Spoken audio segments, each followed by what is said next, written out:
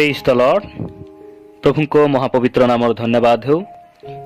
प्रभु ताहांको जीवित वाक्य गोटे नूतन प्रसंग नहीं आपण मान सम्मुख आसवा अनुग्रह प्रदान करिसेंती। सेतिपाई मु परमेश्वर को धन्यवाद करे।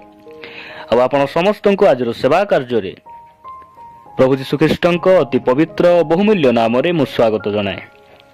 प्रिय माने आज गोटे छोट प्रसंग उपरे आम अल्प समय कथबार्ता हेबा।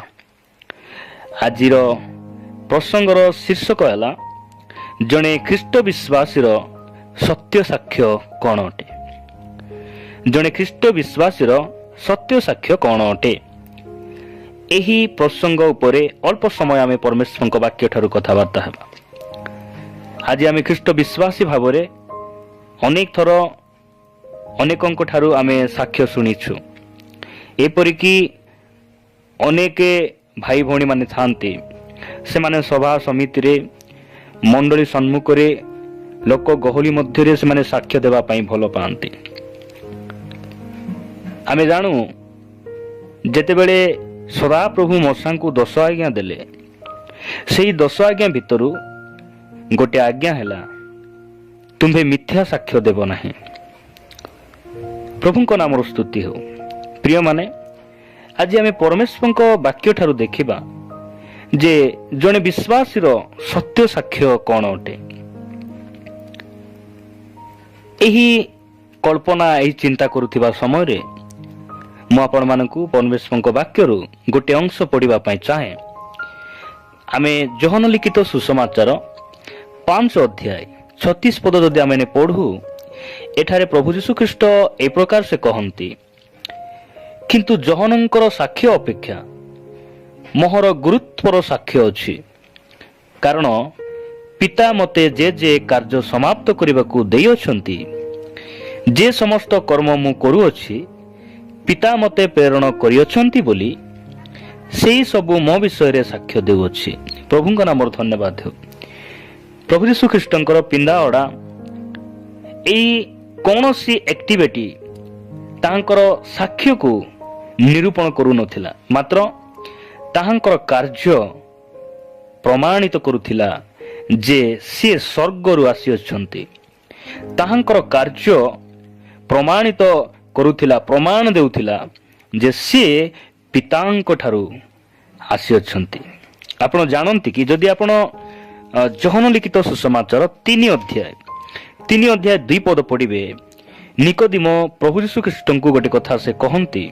से रात्रि समय रे यीशु निकट को आसी ताहांकु कहिले, हे गुरु आपण जे ईश्वर ठारू आगत गुरु एहा आंबे माने जानू, कारण आपण एही जो समस्त कार्य करूछंती ईश्वर संगरे नथिले एही सबु केही करि पारे नाही। प्रभु को नाम धन्यवाद हो।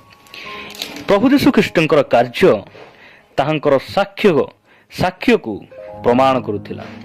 ताहांकर कार्य ताहांकर परिचय को प्रमाणित करुथिला। सेतिपाई प्रभु यीशु ख्रीष्ट एठारे ताहांको वाक्य द्वारा आमको यह सिखाइबा पाई चाहंती, कहिबा पाई चाहंती। जणे ख्रीष्ट विश्वासीर प्रकृत साक्ष्य मुहरे कहिबा नुहे, कार्य अटे।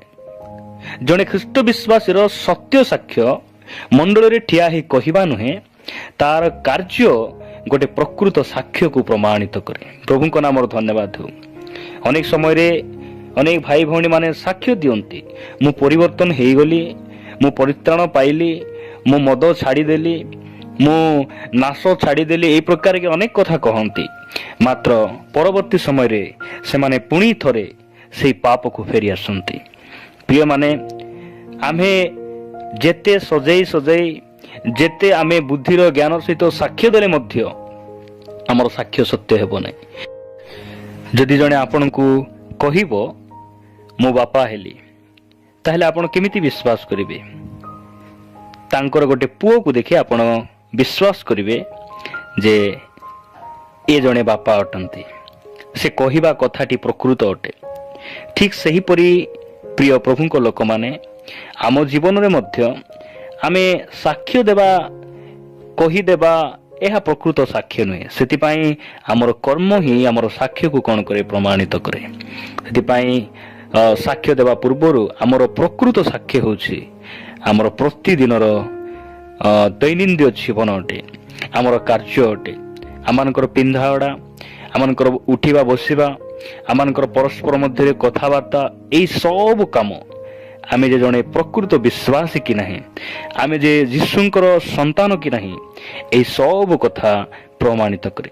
ସେଥିପାଇଁ ଆସୁ ଆମେ ନିଜକୁ ପ୍ରସ୍ତୁତ ହେବା, ତାହାଙ୍କର ନିକଟରେ ରହି ଆମର କାର୍ଯ୍ୟକୁ ସଜାଡ଼ି ଆମେ ତାଙ୍କର ଜଣେ ଉତ୍ତମ ଶିଷ୍ୟ ହୋଇ ତାଙ୍କ ପଛରେ ଚାଲିବା ପାଇଁ ଶକ୍ତିପ୍ରାପ୍ତ ହେଉ ଆମେ ଆଗକୁ ବଢ଼ିବା। ପ୍ରଭୁ ଏହି ବାକ୍ୟ ଦେଇ ଆମ ସମସ୍ତଙ୍କୁ ଆଶୀର୍ବାଦ କରନ୍ତୁ।